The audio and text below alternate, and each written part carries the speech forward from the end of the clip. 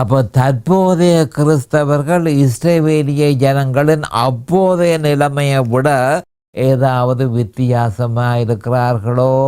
ஒரு வித்தியாசமும் இல்லை, எந்த வித்தியாசமும் இல்லை. சாத்தானும் அவனுடைய கூட்டமும் கிறிஸ்தவர்களை சின்ன பின்னமாக்குகிறது.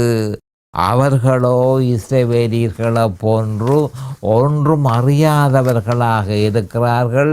ஏசையாவின் தீர்க்க தரிசனம் அவர்களில் நிறைவேறி போயிருக்கிறது. அவர்கள் பார்க்கிறார்கள், அவர்கள் பார்க்கவில்லை. அவர்கள் கேட்கிறார்கள், அவர்கள் கேட்கவில்லை.